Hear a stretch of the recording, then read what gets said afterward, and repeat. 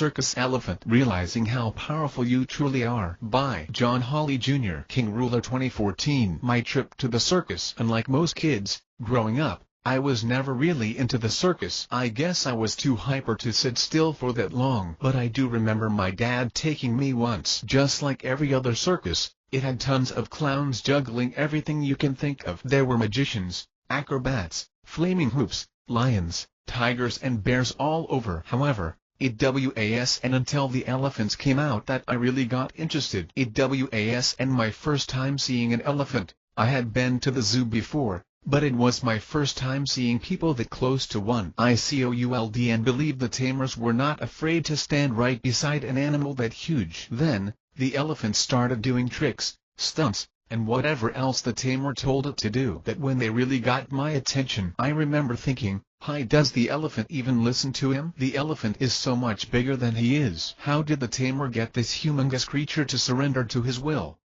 At the snap of a finger, the elephant would perform a trick. At the wave of a hand, the tamer could command the elephant to do another stunt. This was all so amazing to me. However, that was and the best part. After the elephant was finished with its performance, I watched the tamer lead the elephant from center stage over to a corner. Then, the tamer wrapped a thin little rope around its ankle and tied the rope to a stake in the ground. That was the only form of restraints they had for the elephant. They didn't have a cage made of reinforced steel. There were no chains with anvil-sized padlocks on them. There was no sign of a fully armed defense team, locked and loaded just in case the elephant made its way through the cage and chains. Nope. Just a thin little rope tied to a stick in the ground. Consider my mind blown. The next act was already deep into their performance, but my eyes were glued on the elephant in the shadows of the corner of the circus, still only restrained by a rope tied to a stick in the ground. It made me question if the people of the circus were crazy. There I was thinking, just a kid, not even a teenager yet,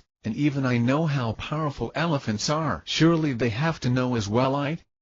It was and long before my dad noticed that I was and even paying attention to the rest of the show anymore. So when he asked what I was looking at, I told him the rope and the stick in the ground. I told him I was trying to figure out how it was strong enough to hold the 5-ton monster. Even my dad, the wisest man I know, could and give me an answer. The rest of the show was ruined for me because I would not stop staring at that elephant. I guess I didn't trust the thin little rope. It was and until recently that I learned how circus elephants are trained. Almost all circus elephants are born into captivity, never living in the wild. All they know is the circus life. All the other elephants around them were also born into captivity. It's a lot easier to train a baby elephant when the only examples it has are already trained. When the baby elephant is first born, the tamers tie a huge rope around its ankle to act as a leash. They usually use the ropes found at docks, thick and strong enough to control massive cargo ships. Then, the ropes are tied to the biggest, strongest tree, sometimes more than one tree they can find. They are trying to ensure that the baby elephant can get away. Of course, just as any other animal would, the baby elephant tries to test the strength of the rope it tied to. The rope and tree are too thick and too strong for the baby elephant. No matter how hard it tries to pull away,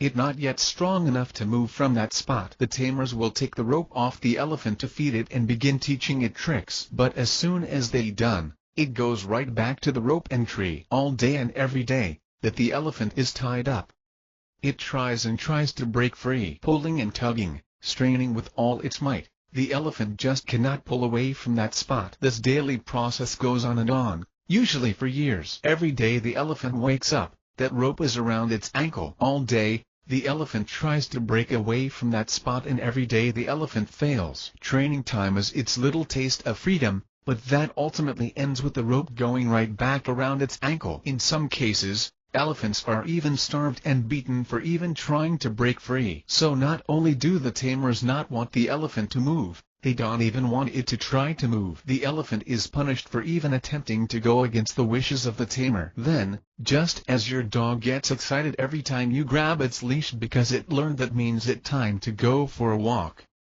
the elephant has learned to resent the rope. It now knows that as soon as the rope goes around its ankle, it will no longer be able to move. The weight of the rope and the tree can keep the elephant in one spot. After years of trying to break away from the rope, years of being starved and beaten in some cases for even trying, and years of failing every time it tried. Somewhere along the lines there comes a point when the elephant stops trying. The elephant does and realize that right now, it may not be strong enough to escape the rope, but by the time it fully grown, that rope and tree don't stand a chance. It just gives up on escaping and decides it probably in its best interest to just stay right there, in that same old spot. As soon as the tamer notices the elephant is no longer even trying to escape, they untie the rope from the tree and tie it to a stake in the ground. They no longer need something as strong as the tree to hold the elephant in place. A simple stick in the ground is more than enough. As soon as the elephant feels the slightest resistance from the rope tied to the stick in the ground,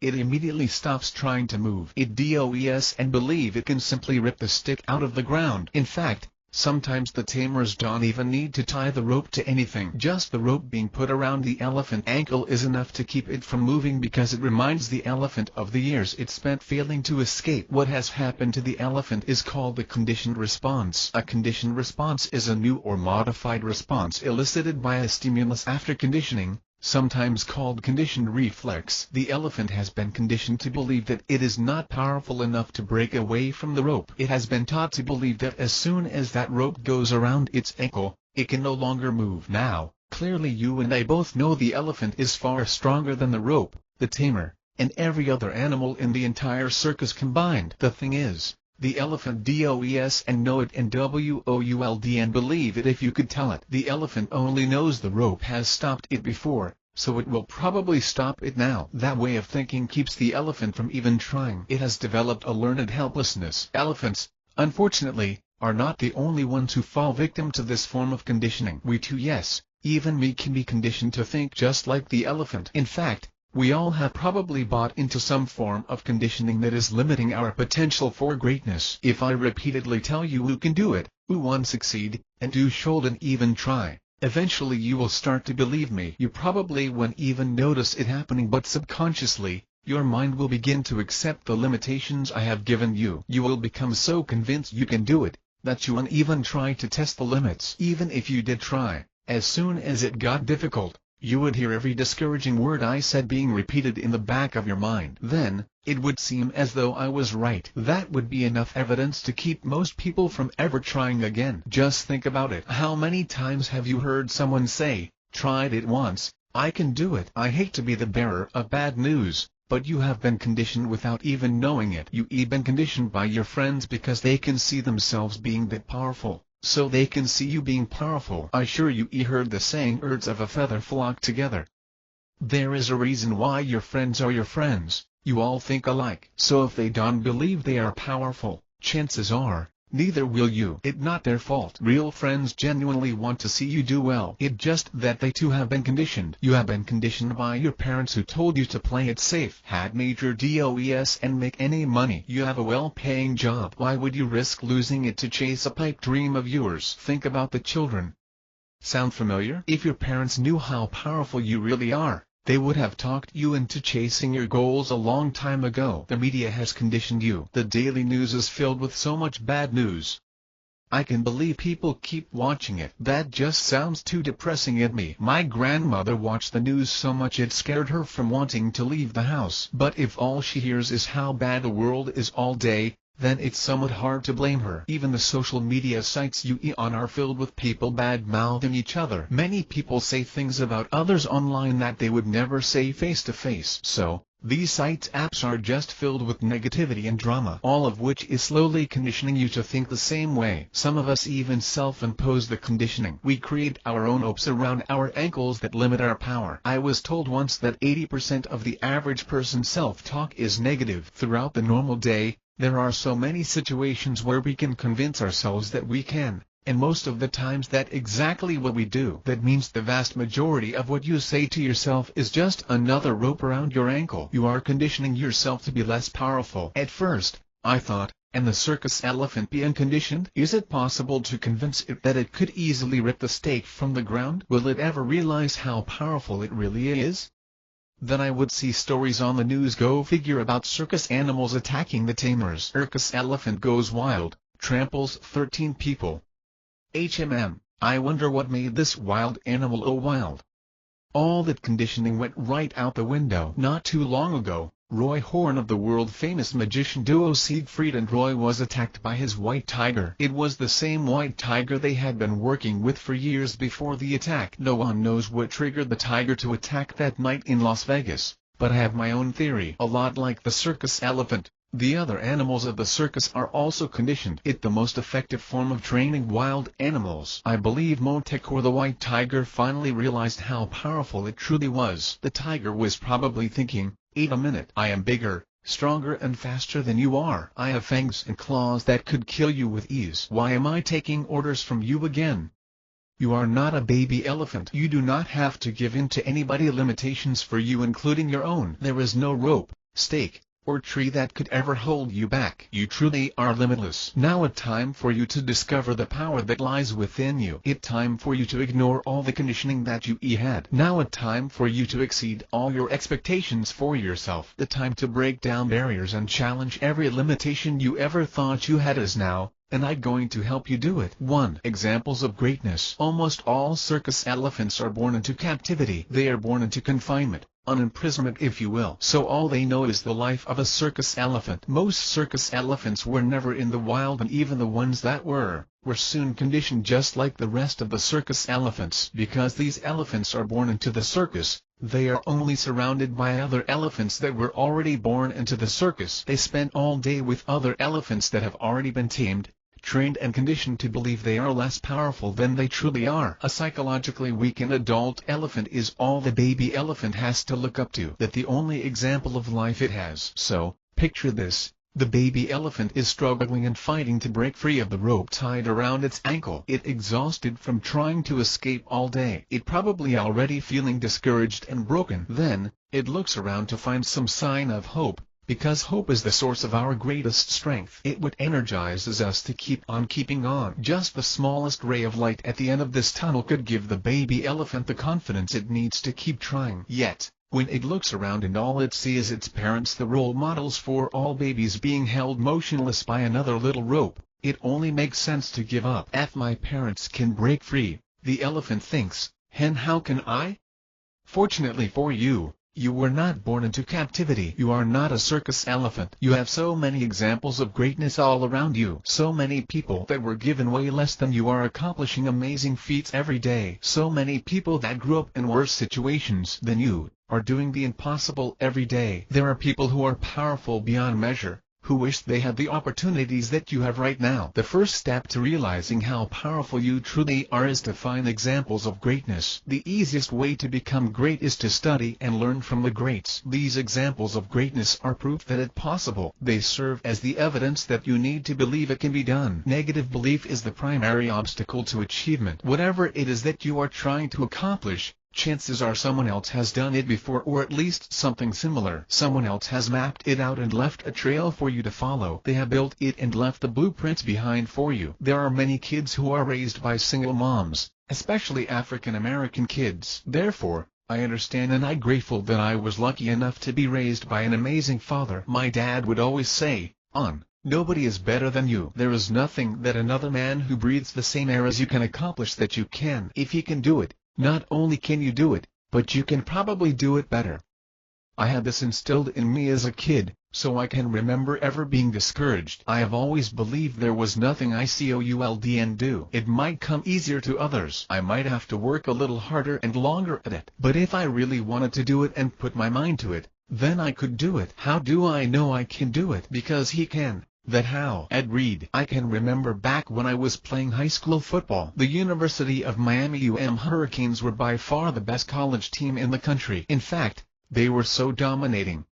Many believed they could beat the worst NFL team. One of the many star players on that team was free safety Ed Reed. Ed Reed and I played the same position, so he was somebody that I looked up to. He was the example of greatness I needed to push me to get better. At that time, I felt like I was so much better than my peers were. I really felt like I was a man amongst boys and none of them were on my level. Therefore, I could no longer compare myself to my peers and use them as inspiration to improve. At this point, players can only go one of two directions, and unfortunately, most players choose the wrong one. They can either think, "The best player around, nobody I play with or against is even close to being on my level. Therefore, I don't really need to keep working. I already great." On the other hand, they can think, might be better than everyone around me now, but they're always someone better. Soon, I'll be in college and I'll go from first to worst in the blink of an eye. I'll go from the big man on campus to just another freshman overnight. So, I should start comparing myself to those greater than me. College players. That's exactly what I did. Since Ed Reed was the best college player in the country at my position, he the one I studied. I looked up everything I could find on him. I found out his height, weight, and speed. I read up on his background and where he came from. I looked up workouts so I could try to work a little harder than even he was. I recorded his games so I could study him. Anything and everything I could know about him, I needed to know. I had to find out what made him so great, because then I knew I too could become great. The 4-minute mile. I'm sure you have heard the story of the 4-minute mile. The story of how Roger Bannister did the unthinkable, running the mile in less than 4 minutes. Doctors and scientists said it couldn't be done. Some even went as far as saying the human body was not meant to run that fast for that long. These so-called experts said the heart would explode before a man would ever break the 4-minute mile barrier. However, on May 6, 1954, Robert Bannister proved them all wrong by running the mile in 3:59.4. I recently watched the run myself. The race started with Bannister just hanging with the pack. He let someone else take the lead and just followed right behind him for a while. Soon, he said he began to worry about the pace he was running, so impatiently he shouted "Astor! 1 lap down," and Roger hears 5 seconds.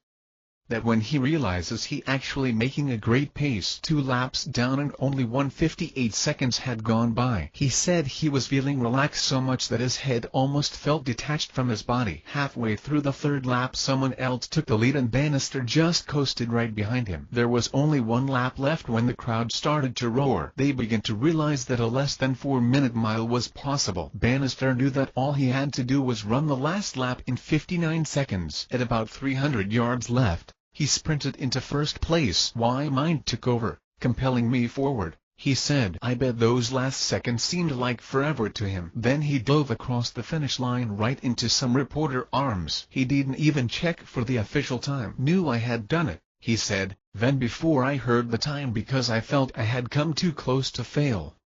Roger Bannister had to be completely convinced that he could do what was considered at the time undoable. He was able to reassure himself without seeing any proof that it could even be done. To me, that without a doubt mentality he had was more amazing than him actually breaking the record. Breaking the 4-minute mile barrier was historic, but I don't think he even realized the significance of his new world record. Once he finished the mile in less than 4 minutes, the rest of the world now knew it was possible. He had become an example of greatness for the whole world. The world record that had stood for 9 years prior to Roger Bannister's historic day in May was broken on a regular basis after him. All everybody else needed was a little hope, a little reassurance that it could be done. Roger became the hope they needed. Now, there was no longer an excuse for not running the mile in less than 4 minutes. Bannister proved that it could be done. And if it's possible, you too can do it. First, you have to believe it possible. It's almost impossible to achieve something if you don't believe you can. It doesn't matter if anyone else believes,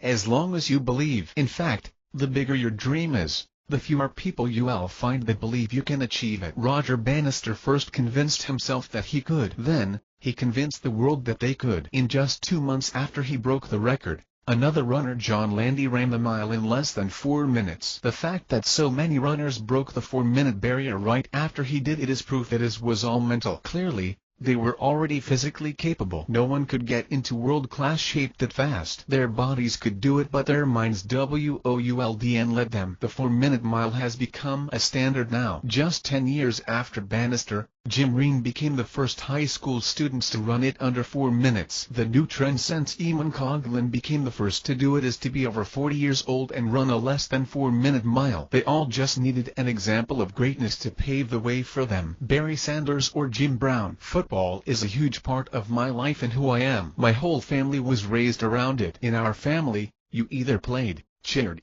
coached, or were the team mom that it. Those were your options. So, I probably didn't have much of a choice but to love football. However, it wasn't until I first watched a Detroit Lions game that I knew football was what I wanted to do. The Lions had a running back named Barry Sanders. If you are even the slightest football fan, I don't have to tell you about how great Barry Sanders was. He was the original human highlight reel. Barry was just so fast and so quick that most defenders felt proud of themselves just for getting a hand on him. Every time he touched the ball he had a chance to score. I knew he was great when I heard some of the other greats before him talk about how amazing he was. Bo Jackson once said, "Barry my new idol now. I love the way the guy runs. When I grow up, I want to be just like him."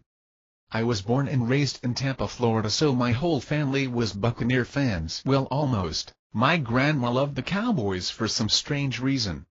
The only time I had ever seen my family cheer for the team beating the Bucs was when Barry was playing. When I saw the look of awe on my dad's face from watching Barry Sanders play, that when I fell in love with football. Needless to say, Barry Sanders is my favorite player of all time. But it wasn't until he was inducted into the Hall of Fame that I found out what drove him to reach his levels of greatness. Barry's father, William Sanders, gave a speech that ended with "And now I want to introduce you to the third best running back to ever live, Barry Sanders." His son just made it into the NFL Hall of Fame, the highest honor a football player can achieve, and he still didn't consider his own son the best. Jokingly, William put himself in second place and Jim Brown Hall of Fame running back for the Cleveland Browns in first. Jim Brown was William Sanders' favorite player. So, throughout Barry's childhood, William used to constantly remind Barry that he never be better than Jim Brown. No matter how many records Barry broke, or how many awards he won, in the eyes of his dad, he would never be better than Jim Brown. What son would and do all he could for the approval of his father. Barry himself even admitted that he played to become his dad's favorite. That meant he would have to become better than Jim Brown. Jim Brown was Barry's example of greatness too. It will be hard, but you'll make it, to condition the baby elephant into believing it will never be able to escape from the rope around its ankle. The tamers have to keep the elephant tied up as much as possible. It has to be an all-day, everyday thing for the elephant. The elephant has to go to bed with the rope, then wake up the next morning with that same rope around its ankle. The tamers know the baby elephant will try its hardest to break free, so the rope has to be thick. The tree it's tied to also has to be really strong. What you want to accomplish, whatever it is that you are trying to achieve, it's going to be extremely difficult. You are going to come face to face with your own version of the rope and tree every day. Your problems will be thick like the rope, and it will seem like you just can't escape them. Accept this fact right now. You are going to try and try just like the elephant does, and just like the elephant, you will fail over and over again. Les Brown once said, "If at first you don't succeed, you running about average." However, I also need you to understand this. You will fail your way to success. Just like the baby elephant struggles with the rope and tree, you are going to have to struggle to accomplish your goals. Without struggle there can be no progress. The sooner you realize there is no easy way around it, the sooner you will stop letting the struggles and problems bother you. You should get happy when another problem comes your way, because that means you about to get better. That problem is going to help you get a little bit stronger and help you grow. Don't go through life, grow through life. Also, you'll know as soon as you conquer that problem, you'll be one step closer to greatness. The sooner you realize there is no elevator to success, the sooner you won't mind taking the stairs. There can be no great achievement without great adversity. Adversity is the universe's way of testing you to see if you are worthy, to see if you deserve to be successful. There will be days when you question if you can really do it. There will be days when the pain is so unbearable, you begin to doubt if it's even worth it. When all those negative thoughts run through your mind, what you have to remember is just on the other side of pain is success. Just on the other side of your fear of trying is greatness. Just on the other side of your rope and tree is everything that you ever longed for. Graduation is right there. Your financial freedom is right there. That perfect relationship with your loving family is right there. That picture-perfect sculpted body that you see on TV is right there. All you have to do is keep in mind what it is you are working for. Remind yourself of how great your life will be as soon as you get through these troubling times. Soon you will start to look at those beating like, "Is this it? Is this all I have to go through to accomplish my goals in life? Struggling with this rope around my ankle every day in exchange for a lifetime of lavishness, sign me up."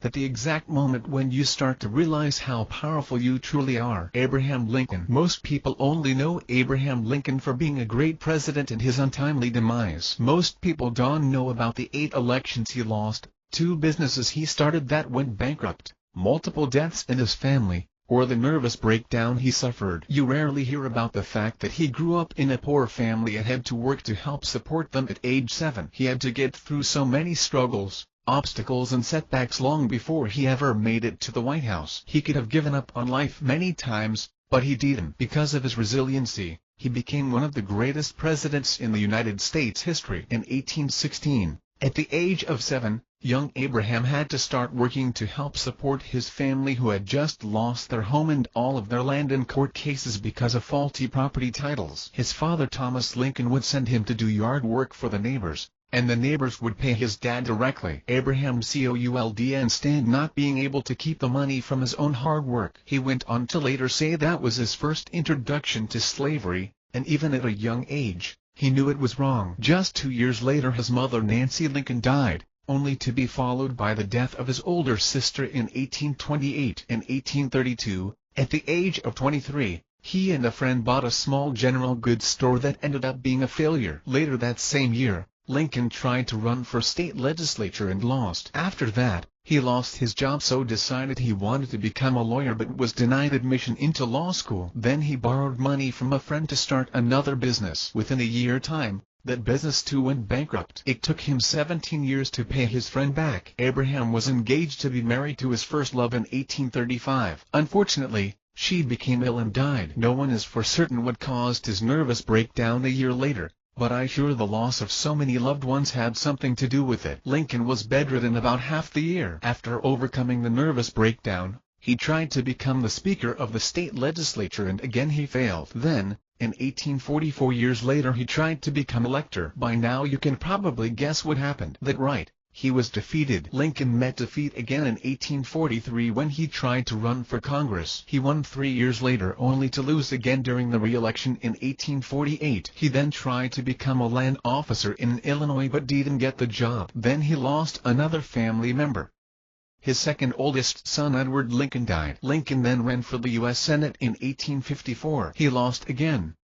2 years later, he ran for the vice president nomination and got destroyed. He only received less than 100 votes. Then, he tried to run for Senate again in 1858, and again he was beaten. After everything he had been through in his life thus far, it would be easy to just label him a failure. Almost everything he attempts he fails at. However, even after all the deaths in his family, failed business ventures and defeated political races, he kept on trying. In 1860 Abraham Lincoln was elected President of the United States of America. Even after he became the president, the problems continued. In 1862 his son Willie Lincoln died at age 12. Then, only 5 years into his presidency, Abraham Lincoln was assassinated. This just goes to show that life is filled with problems. He might have went through more struggles and obstacles than anyone should ever have to. The average person would have just given up a long time ago. Who else would be crazy enough to think that after losing at everything else, they would be qualified to be the leader of the free world? What made Lincoln different from the average person is that he understood no matter how difficult it was to succeed, eventually he would succeed. He once said, "May walk slowly,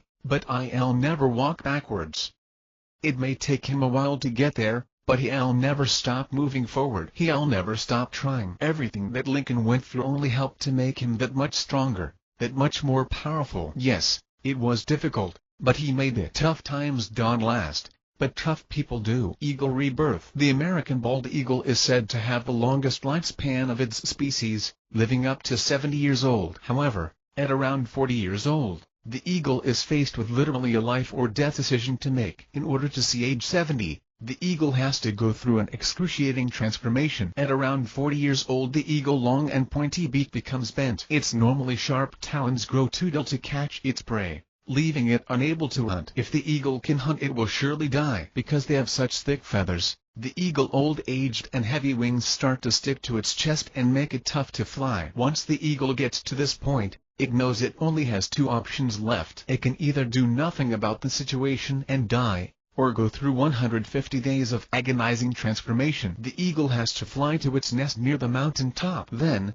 because the eagle beak is bent, it has to knock its beak against the hard mountain rocks over and over again. When I first heard this, I thought the eagle was trying to straighten its beak against the rocks. But no, The eagle has to knock its own beak off. The beak can be straightened. The only option is to knock it off and regrow a new one. That has to be really painful. Beakless and sitting in its nest, the eagle waits until its new beak grows in. Once the new pointed beak grows in, the eagle then uses it to pluck out its own talons. The old bent back was and sharp enough to remove the talons, so it first had to knock off the old one. Just imagine what it would feel like if you had to rip off your fingernails one by one. The misery would be unbearable. Still, the eagle sits in its nest, now waiting for the new talons to grow. After about a month's time, the new sharp talons grow in, and the eagle uses them to rip out its old feathers. If the eagle plans to soar through the sky like it used to, then almost every feather must go. This had to be a load to deal with, for what is an eagle without its wings? After the old feathers are removed, again the eagle has to sit in its nest and wait for new ones to grow. First, it has to knock off its own beak. Next, it has to pluck out its talons. Then, it has to rip out its feathers. The whole process takes about 5 months. However, at the end of 5 months of this painful process, the eagle takes its famous flight of rebirth. The old eagle is gone. This is a new and improved eagle now. Now, it can live up to 30 more years, but it would not have made it without going through those extreme adversities. In order to reach the goals that you are striving for, you are going to have to let a lot of who you are now die. In order to give birth to the brand new you going to have to let your old habits, old way of thinking and old beliefs die off. It's going to be hard. Breaking old habits always is, but it's also going to be worth it. All of your past memories of failure and disappointments, forget about them. You cannot take advantage of your present, to ensure your better future. If you can let go of your past, the eagle would not have survived if it didn't get rid of the old version of itself, and neither will you. One of my favorite quotes from Les Brown says, "At your past go, so you can grow. The obstacle is the path." I heard a story once about a king who believed the attitude of the people of his kingdom was on a decline. So as a test, the king ordered a huge boulder to be put on the middle of the only road into the city. Then, the king hid in some nearby bushes and waited to see what would happen next. The first to notice the boulder was a group of farmers. "Looks like we don't have to work today. This boulder is blocking the road. Let's just go back home," said one of the farmers. Then, they simply turned around and walked back home. A bunch of soldiers were next to notice the boulder blocking the road. "Since this boulder is blocking the only road into the city," one of the soldiers said, "and there's no one in the city that would need our help." So, they too turned around and just walked away. Groups upon groups of people walked right up to the boulder, noticed it blocking the road, then turned back around and went home. Some even blamed the king for not maintaining good roads. Meanwhile, the king was watching disappointedly from his hiding spot in the nearby bushes. Not one person who saw the boulder even tried to move it, until an old man walked up. The old man sat down the bags he was carrying and began trying to push the boulder. Unlike everyone else who got discouraged by just the sight of the boulder, the old man saw it as a challenge. So, he pushed and pushed but soon realized he was not strong enough to move the boulder that way. Most people would not have even tried to move the boulder, and those who would have tried would have given up at this point. Instead, the old man just looked around until he found a strong enough tree branch. He stuck the branch under the boulder and used leverage to nudge the boulder just a little. The boulder moved, but barely. Yet that was enough for the old man because now he knew it could be moved. Then, he just repeated the process, slowly nudging the boulder until he got it all the way off the road. Feeling proud of himself,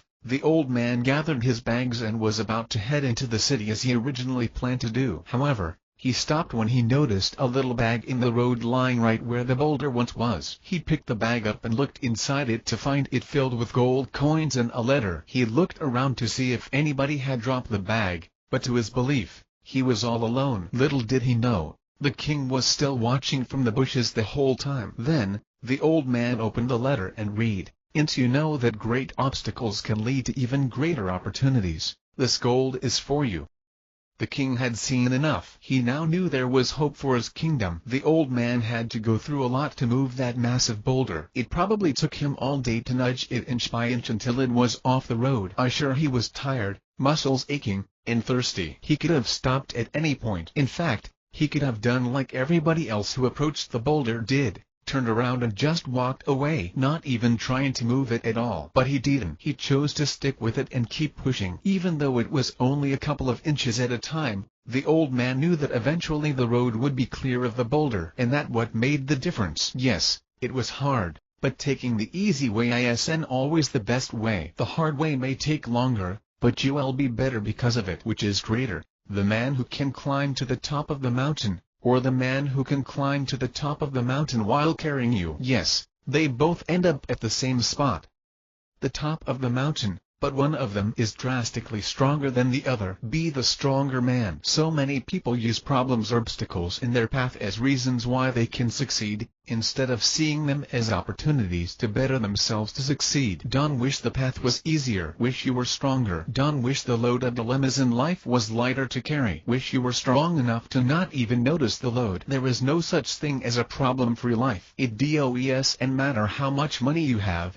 your race, where you live, how you were raised, what you do, or how you think. We all have tons of issues to deal with. There are really only 3 phases in life. You either just making it through a catastrophe, you dealing with a catastrophe right now, or a catastrophe is about to happen. Therefore, what happens to you or what you have to go through to succeed really doesn't matter. All that matters is what you decide to do about it. You can turn around and walk back home, or figure out a way to move that boulder. Once you understand this, then you will realize that the obstacle is the path. That boulder is the path to success, abundance, financial freedom, a healthy lifestyle, loving relationships, and everything else you ever wanted. 3. The right people. Part of the training and conditioning process for most circus elephants is being starved and beaten. The baby elephant has been tied to a tree all its life, stripped of its naturally born freedom to roam. It had to deal with trying to escape from the rope and tree every day, only to end up failing. I can only imagine the amount of damage that can do to the mind. Then on top of that,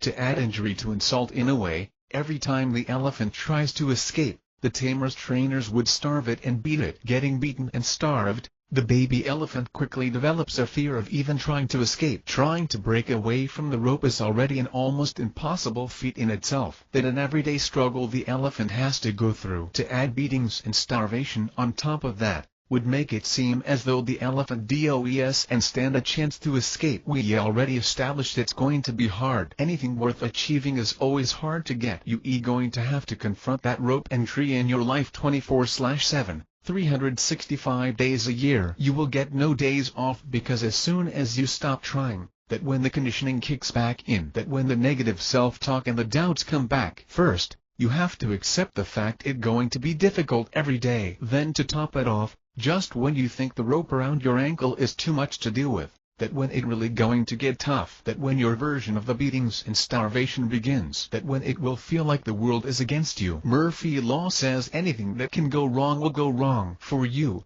the beatings and starvation comes in the form of negative people. The majority of everybody's self-talk is negative. That means when we talk to ourselves, and we all do it most of the times, we convincing ourselves that we not good enough. Most of the times we telling ourselves that we can do it, don't have the time, can afford it, or don't look good enough. If negative statements are what you already telling yourself, then you definitely don't need more negativity from other people. The world is filled with negative people. Everywhere you look, every corner you turn, negative, cynical people will surround you. Some might call them haters. It seems as though some people just live to put others down. They must have a false belief that they can raise themselves by holding other people down. Yet, to hold somebody down, you have to stay down with them. I don't believe it entirely their fault though. I believe hurt people. Somewhere in the story of their lives, things didn't go their way. Since they didn't succeed, they can stand to see you succeed. There are only 2 kinds of relationships: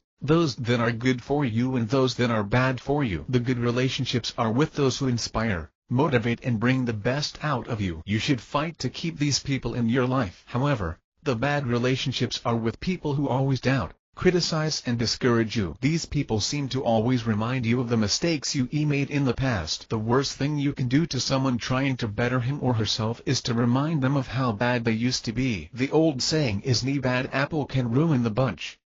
The same is true with bad relationships. Sometimes, All it takes is one negative comment to ruin your whole day. One doubter can cause you to doubt yourself. One pessimistic critic can make you trash your whole idea. One bad relationship can ruin your whole life. You have to stay away from these people. You can plant good seed in bad soil. You might be the best seed in the world, but if the soil all around you is no good, you won't grow. It's pretty easy to ignore the negativity from a complete stranger. It's a little more difficult to ignore it from someone you know. However, it's really tough to ignore it from a loved one. When you eat getting negativity from someone that you really care about, someone whose opinion you value, overcoming it can be really tough. When someone whose advice normally holds a lot weight to you is being negative, it's hard to not let him or her get you down. I hate to admit it, but sometimes it's our own friends and family who say the most harmful things. Usually, they don't mean to be harmful. They don't mean to be discouraging. They just hate to see you have to struggle and suffer every day. Also, it could be they don't want you to leave them. They feel like in order for you to do better, you are going to have to leave them behind. It's already a daily struggle for the elephant to escape from the rope around its ankle. The beatings and starving only make things worse. And just like the elephant, it's already a daily struggle trying to stay positive and keep working at your goals. Negative people only make things worse. Stay away from negativity. You should treat it like a killer contagious virus. As soon as anybody around you starts coughing and sneezing negativity in the room, run away. You cannot afford to catch that negative disease because you are already in a battle against it within your own thoughts. Birds of a feather. You probably heard your mother or grandmother say it a million times. I can hear my mom saying it now. Birds of a feather flock together. I understood what she was saying but never fully understood its importance until years later. It was tough to grasp as a kid because the birds I flew with were all so different. Some of my friends were black,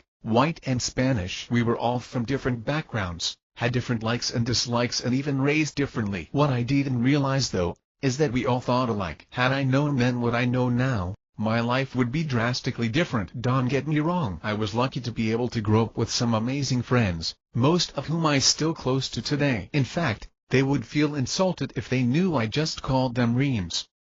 We are more like brothers, a family now. However, none of us realized that we weren't living our lives to their full potential. Back then, none of us realized that we could do so much more. We could become so much more. Since we all thought the same, none of us could see it. You have to be mindful of who you surround yourself with. If you keep hanging around with losers, you will end up a loser. You won't even notice it happening to you. The more time you spend with them, the more they will rub off on you. Their loser habits, loser way of thinking, and worst of all, their loser attitudes about life will rub right off onto you. My dad still says, association brings about assimilation.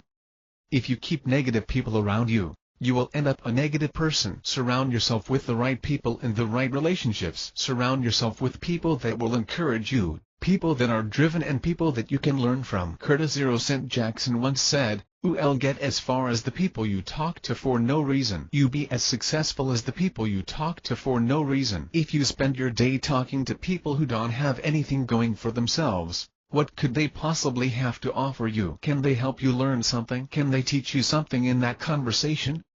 Surround yourself with people who dream like you, people who refuse to settle in life. The best example of birds of a feather I ever heard was an old farmer tale my granddad used to tell me. The story starts with a farmer who was walking through the forest just outside his farm when he found an egg. He picked up the egg and started examining it. There were all types of birds that lived near him, so he didn't know what kind of egg it was. However, he knew it was a chicken egg. He put the egg in his pocket and took it back to his farm. When he made it back home, since he raised chickens, he added the egg to a nest full of chicken eggs. The mother chicken felt proud and honored to nurture the egg because it was far larger than the normal chicken eggs. Just a few weeks later, a healthy baby bird came bursting out the egg. It was obvious this bird was no chicken.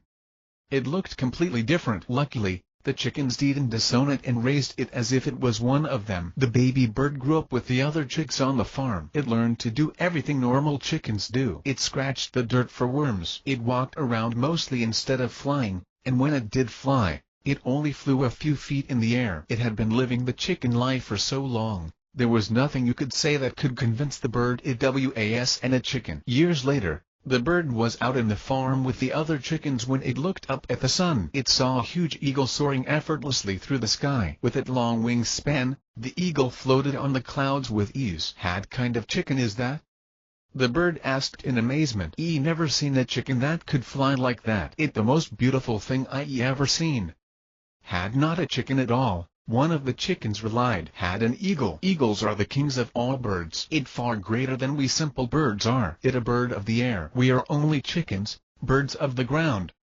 With that statement, the bird and all the other chickens in the farm went right back to doing normal chicken things, scratching the ground for food. The bird never once questioned why it looked different from the chickens in the farm, because it grew up with the chickens and had the chickens around it all its life. The bird thought it was a chicken. Even the real chickens thought it was a chicken. They were never afraid of it or treated the bird special. It was just a big chicken. Therefore, the bird lived and died as a chicken. However, little did it know, it was an eagle the whole time. Pinky and the Brain. There might only be a select age group who will remember this one. However, I can remember watching a cartoon as a child called Inky and the Brain. The show was a spin-off from another cartoon called The Maniacs. Inky and the Brain must have really made a lasting impression on me because I was only 10 years old when it first aired in 1995. Pinky and Brain are genetically enhanced laboratory mice who reside in a cage in the Acme Labs research facility. Brain is self-centered and scheming.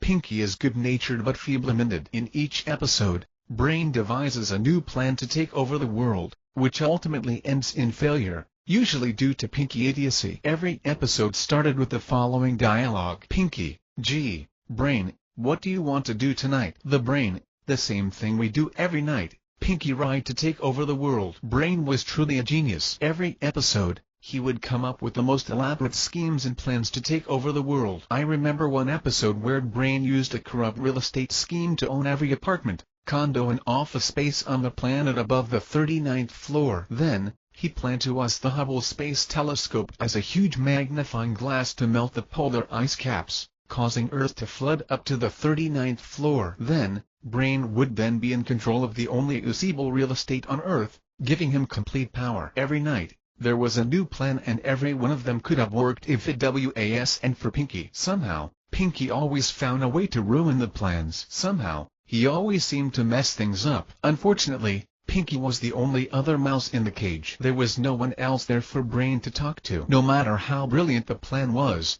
if it involved Pinky, it was destined to fail. Brain would have been better off trying to take over the world himself. Examine the people you keep around you. Then, ask yourself, what am I becoming because of the time I spend with these people? Are they pushing me forward or are they pulling me back? Are they lifting me up to new heights or are they holding me down?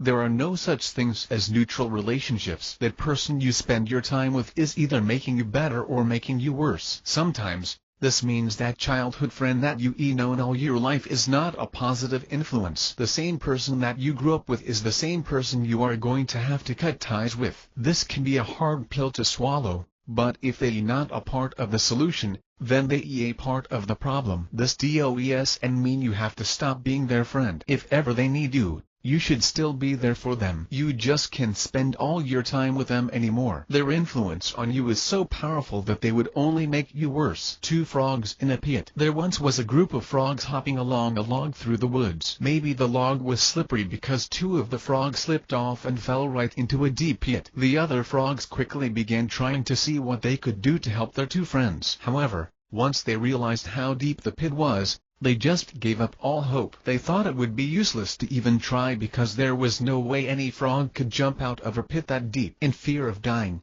the two frogs in the pit started jumping as high as they could. Unfortunately, they weren't even coming close to making it out of the deep pit. The other frogs still on the log started yelling down into the pit, "Waste your time. You will never be able to jump out of a pit this deep. You might as well just make yourselves comfortable down there and enjoy your last days. You will never make it out alive." At first, the two frogs in the pit would and listened to the frogs on the log. They just kept on jumping and trying to get free. One frog even tried climbing the walls of the pit. Nothing was working. Hours had passed and the two frogs in the pit were in no better position than they were before. They had been jumping as hard as they could and the whole time the frogs on the log had been trying to convince them to give up. Tired, with no sign of hope, One of the frogs took their advice. He just laid down in the pit and died. The other was determined to make it out though. If I make it out this pit, he said to himself, or I will die trying. He was exhausted and his body was aching from jumping for hours, but he would not stop. It seemed like the harder he tried to escape, the harder the frogs on the log tried to convince him to give up. They started yelling even louder, "Us give up. Why put yourself through the pain? Just accept the fact that you are going to die down there." Then, a miracle happened. The remaining frog in the pit found the strength to jump clear out of the pit. Shocked and amazed, the other frogs on the log started cheering for him. They huddled around him and asked, "Hi, didn't you just give up like we told you to?" The other frog listened to us. "Why didn't you?" He smiled and said, "Deaf. I didn't hear a word you said. When I saw your gestures and shouting, I thought you were cheering me on the whole time. What I thought was your encouragement was what kept me from giving up."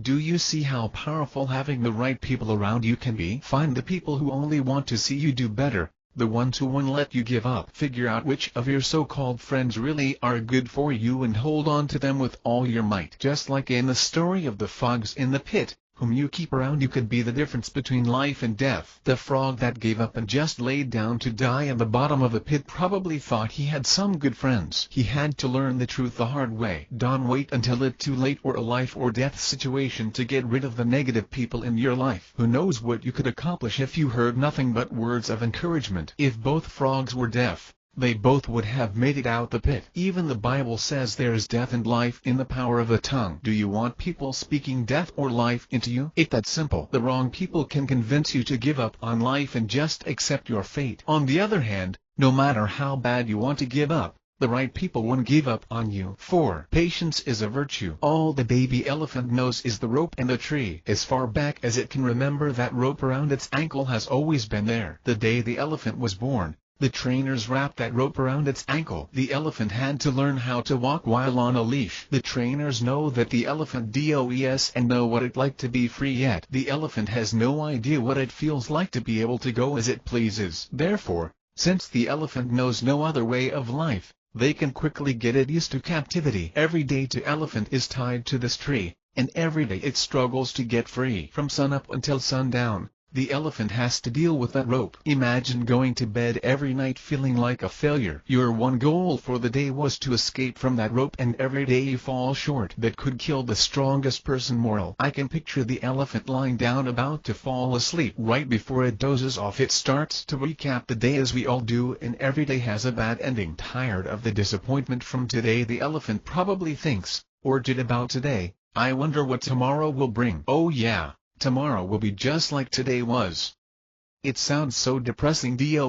And ankle-bound from sunup until sundown, the elephant has no hope that anything different will happen the next day. Because the elephant failed to escape yesterday and every day before that, it can only predict failure in its future. It only makes sense that the baby elephant soon gives in, and accepts defeat. After hours of teaching the elephant tricks to perform, the trainers will tie the rope back around its ankle and notice it does and even move. That when the trainers' tamers know they have broken the will of the elephant didn't have the patience to endure the mundane of its everyday life. It lacked the staying power to keep trying regardless of past results. What the elephant didn't realize though is that it was still growing. Every day that went by, the elephant got a little bigger, a little stronger. Every day that passed was one day closer to the day it could finally break free. It didn't realize that fighting the resistance of that rope and tree helped it develop muscles. Had the baby elephant waited just a little while longer, it would have been able to break free with no problem. The trainers could have found a rope or tree strong enough to stop it. Had the elephant had a little more endurance, it could have become an example of greatness for the other elephants. It could have helped them all realize how powerful they truly are. A George Savile quote that I can help but remember says, "Man who is a master of patience is a master of everything else." There's nothing you cannot accomplish if you are willing to keep at it long enough. I don't believe anybody is a failure. They just a quitter. Either you succeed, or you give up. Failure does not exist. The best part about being labeled a quitter is all you have to do is try it again to lose that label. However, don't get it confused. You can just sit around waiting for good things to happen. You have to have patience while constantly trying to reach your goals. It does and matter how long the journey is. If you keep stepping one foot in front of the other, Eventually you'll get there. Abraham Lincoln once said, "Good things come to those who wait, but only the things left behind by those who hustle." You deserve more than just leftovers. It doesn't matter if you are on the right track. The train will run you over if you just sit there. Patience is not just waiting.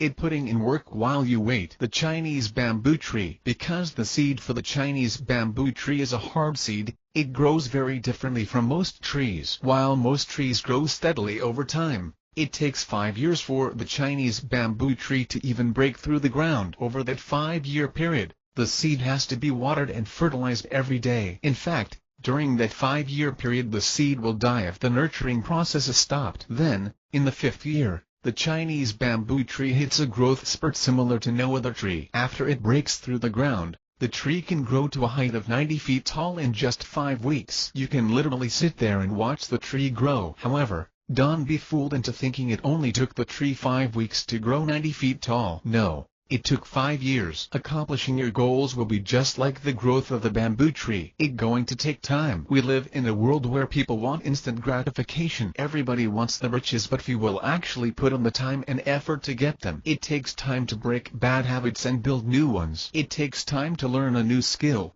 then more time to master it. It takes time to find the right people, but more importantly, to find yourself. You can rush greatness. It takes 6 months to build a Rolls-Royce and only 13 hours to build a Toyota. Keep that in mind next time you feeling impatient. Your journey of realizing how powerful you are is going to require some faith. Faith is the belief in the unseen. You won't be able to see the benefits of all your hard work for a long time. During this time though, you have to believe. You cannot lose faith that it will all pay off. If you do, then it'll become so easy for you to stop trying. Why would you keep trying and working when you don't even believe it's going to pay off in the end? This is the part where most people give in. This is the dividing line between those who really want it and those who just say they want it. We all get excited when we get a new idea to better ourselves. We take action right away. We start telling everybody about it on Facebook and Twitter. We get all pumped up at the chance of changing our lives for the better. When the seed of greatness is first planted in us,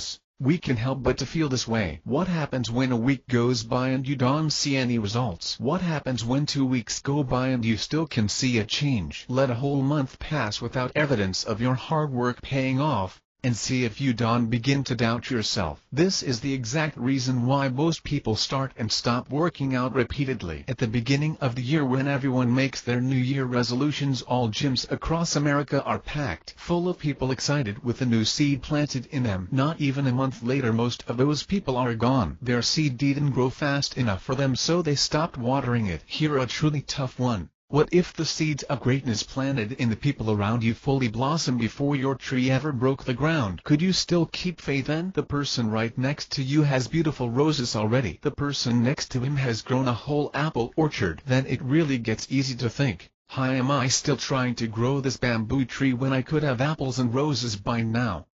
This way of thinking is what leads most people back to their comfort zones. This way of thinking is what will keep you at that job you don't like that pays the bills. This mindset will make you buy bigger clothes, rather than just actually get back in shape. Great things never came from comfort zones. The most common thing that stops you from accomplishing something great is already having something good. You settled for that good job paying for that good car parked in the driveway of your good house. You settled for those good relationships with your family and friends. You even settled for feeling well and looking good. Why settle for good when you could have greatness? Have you become too good to be great? Don't get too comfortable with your good life to reach greatness. Give your dreams some time to develop. Give your goals some time to come to fruition. Give the seed some time for its root to stretch deep down into the ground. It might take weeks, months, or just like the bamboo tree, it might take years. I don't know exactly how long it will take you to accomplish what you set out for, but I do know it will take patience. The rushed butterfly. One day a little boy found a butterfly cocoon while playing in his backyard. He sat there staring at the cocoon all day, waiting for the butterfly to climb out. The little boy was highly disappointed when nothing happened. The next day, however, he found a small opening in the cocoon. Again, the boy watched for hours as the butterfly fought to climb through the small hole. Then the butterfly stopped moving. It looked as though it was stuck in the small hole of the cocoon. Wanting to help the butterfly, The little boy cut the cocoon open with a pair of scissors. Then the butterfly came crawling out with ease. The only problem was it had a swollen body and little wings. There was no way the wings could support its body weight. The boy continued to watch the butterfly, thinking any minute now its wings would start to grow. Unfortunately, they never did. The butterfly lived the rest of its life crawling around with a swollen body and little wings. The wings never grew to their full size and strength, so it was never able to fly. The little boy in his hurry to see the butterfly didn't understand the importance of letting the butterfly struggle with the cocoon. It's the struggle to get through the little opening of the cocoon that builds the strength of the wings. Breaking its way out of the cocoon is a necessary process for the butterfly, a process that takes time. The little boy impatience led to the butterfly not being ready for flight. It proved that taking the easy way, or even the fastest way, isn't always the best way. The time you put into overcoming all the obstacles you'll face is the exact amount of time required to succeed. Just like the butterfly, you too have to give it some time. Rome was built in a day. In fact, the Bible says it even took God himself 6 days to create the world. If even the Almighty had to be patient to achieve his goals, I'm pretty sure you too are going to have patience. Just try not to focus on the fight and struggle you have to go through to break out of your cocoon. Instead, focus on what it's going to feel like when you are flying through the sky. The stepping stone. One day in a temple, when no one else was around, a stepping stone and a statue of Buddha had a conversation. "Oh, did you become so lucky?" the stepping stone asked. "We were both a part of the same chunk of rock just a few thousand years ago. The sculptor chose to carve an idol out of you and everybody praises you. He only made me a stepping stone for people to stand on. In fact, many people don't even notice me until they trip over me. Why could I be a statue?"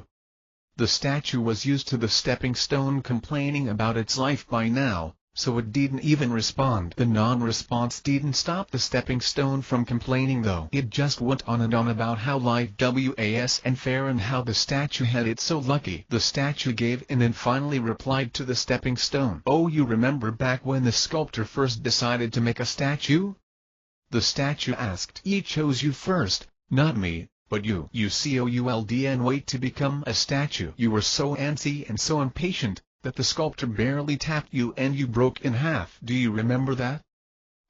The sculptor had to resort to me. I chose to stomach the suffering and pain of the hammer and chisel. I dealt with blow after blow because I knew it was all part of the transformation. I had to have the patience to undergo the chiseling if I ever wanted to become a statue. Now I the shrine that people bow down to and you just a stone they step on." Patience could be the difference between you being praised and you being stepped on. Patience could be the difference between you passing the class or not, getting that promotion or not. Henry Nouwen once said, "Oh, learn patience is to rebel against hardship." Anybody can give in to hardship. It does and take much effort to quit. It's really easy to just give up. That's why so many people do it. Yet, only the strong can endure. Only those patient enough to hold on ever find out how powerful they truly are. 5. Never give up. At this point in the elephant life, it has run out of patience. It has failed at trying to escape for the last time. It has accepted its fate and decided to just give into the life of a circus elephant. The pain of failing has become so much to bear that the elephant would rather not even try anymore. Even worse, the idea of it not being able to break free is no longer just an idea. It has become a truth to the elephant. This is when the conditioned response takes over. Now the elephant has been conditioned to believe it can break free. It's been conditioned to think the rope is stronger than it is. The elephant now believes no matter how hard or how many times it tries, it's not escaping that rope. Therefore, at the first sign of resistance the elephant stops moving completely. That when the trainers know they can now just tie the rope to a stake in the ground. Little does it know,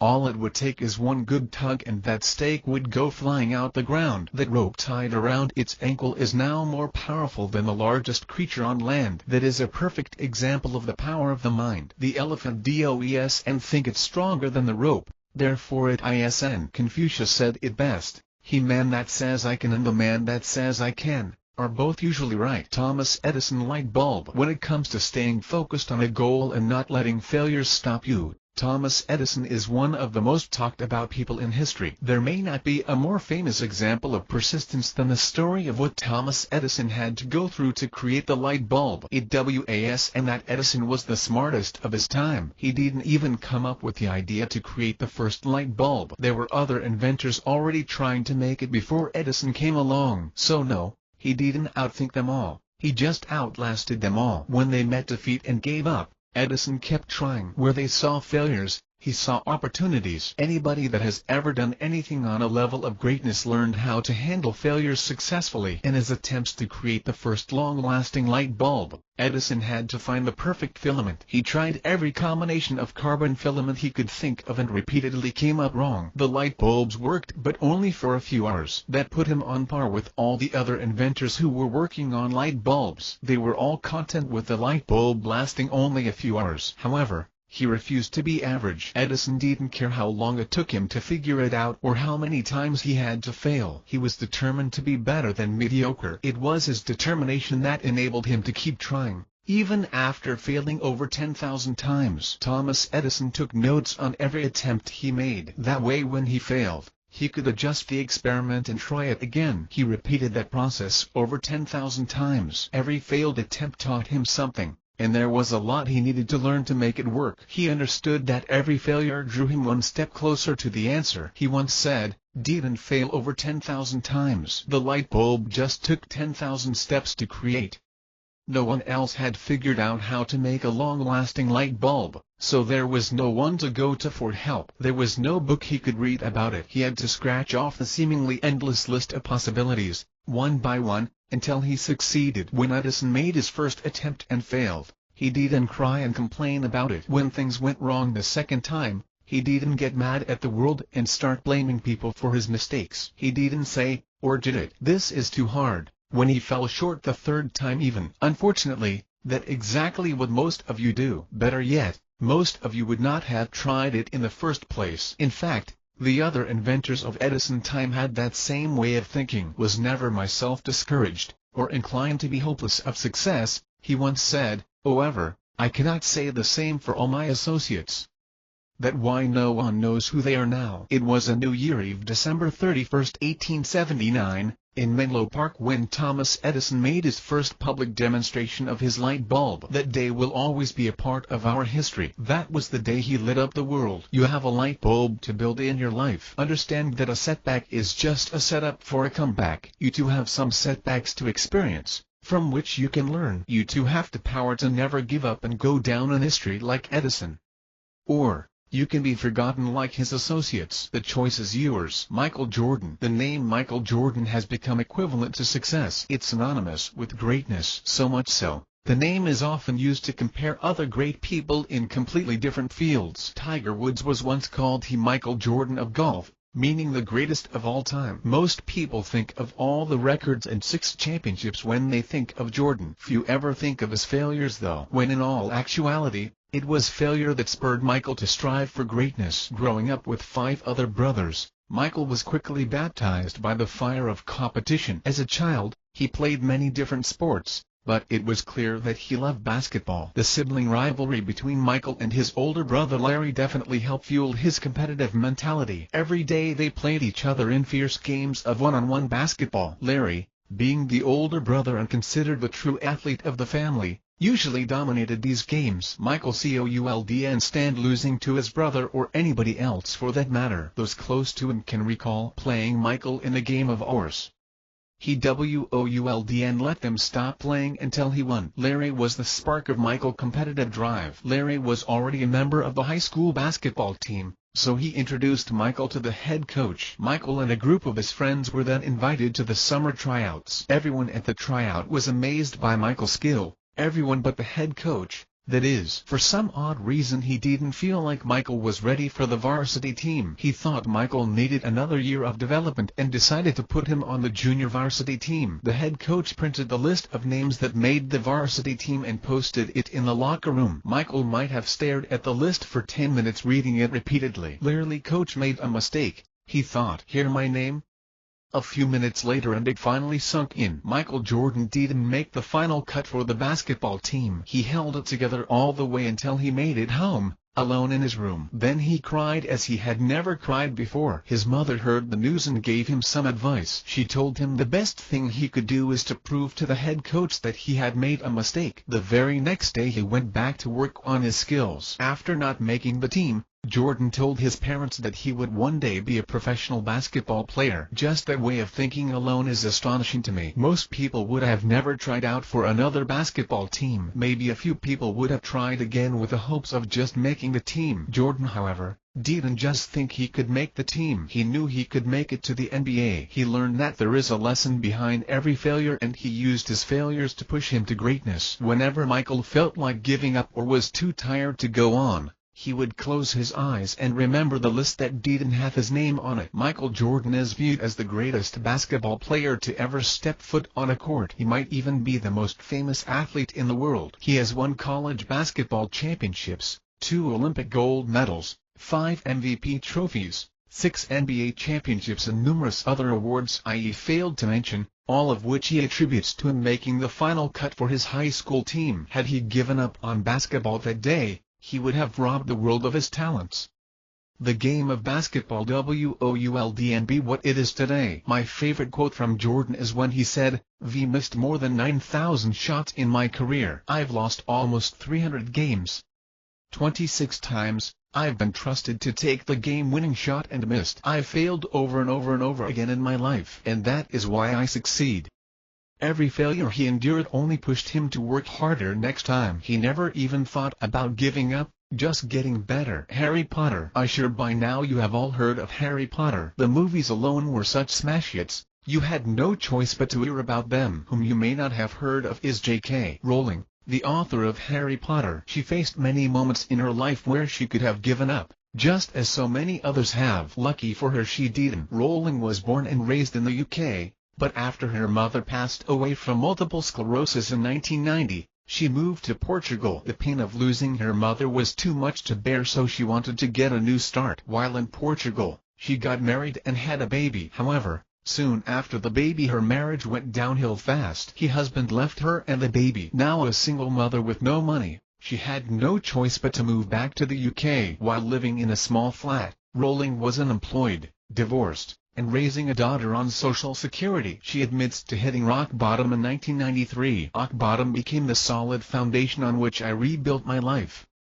After reaching her lowest of lows, she started writing her first Harry Potter novel. She devoted all of her free time to writing and drew from her own personal tragedies. 2 years later, the book was finished, but it was tough for her to find an agent. She was told publishers weren't interested in children's books because they don't make money. Were they ever more wrong? After being turned down by 12 different publishers, Bloomsbury agreed to publish her first novel, Harry Potter and the Philosopher's Stone. Even they were going to turn her down, but luckily an editor gave the first chapter to his 8-year-old daughter to read. Once he realized his daughter was hooked on Harry Potter, he started to believe in it. In just 5 years after the first book was published, J.K. Rowling went from living off welfare to being a multimillionaire. Behind only Oprah, Rowling is the second richest female entertainer in the world. Her 7-book Harry Potter series has gained her international fame. The brand is worth almost $15 billion, making her the first person ever to become a billionaire from writing. Resilience is defined as the ability to recover readily from illness,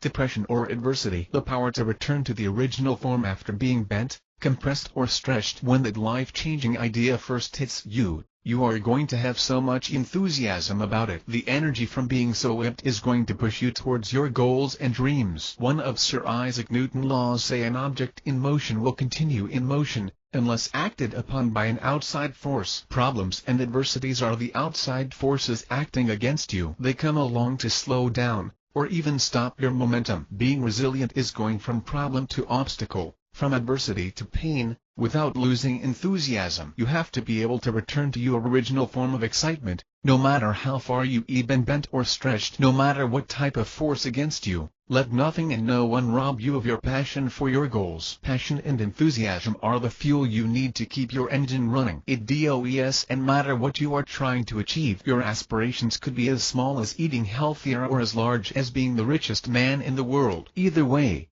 you will never accomplish them if you give up. Whether you are working on that degree, trying to make the team, starting your own business or getting back into shape, Your resilience is essential to your success. Confucius said, "His greatest glory is not in never falling, but in rising every time we fall." Bibliography. Olga Bannister.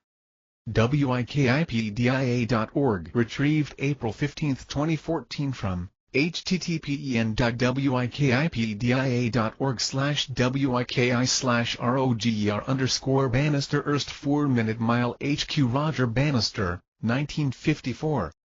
youtube.com. Retrieved April 15, 2014 from http://watch?v=wtxotnp_5 Abraham Lincoln.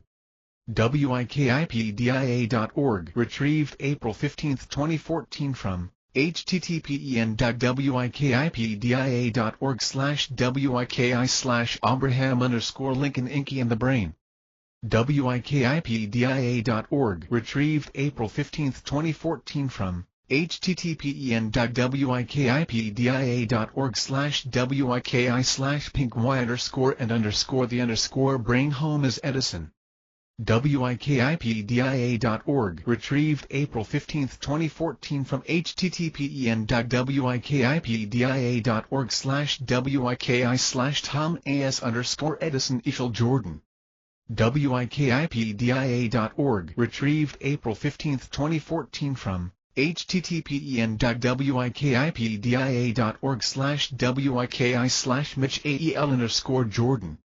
K. Rowling. wikipedia.org. Retrieved April 15, 2014 from http://wiki/J._K_ROWLING. About the author. COACHJOHNHOLLEY.com. John Walter Holley Jr. Some of you may know him as Coach Holley. Was born and raised in Tampa, Florida. He has been involved with football, either playing or coaching, for almost all of his life. Currently he is an assistant coach at Wesley Chapel High School. Football is what led John to becoming a motivator. NFL Hall of Fame coach Vince Lombardi once said, "Coaches who can outline plays on a blackboard are a dime a dozen. The ones who win get inside their players and motivate."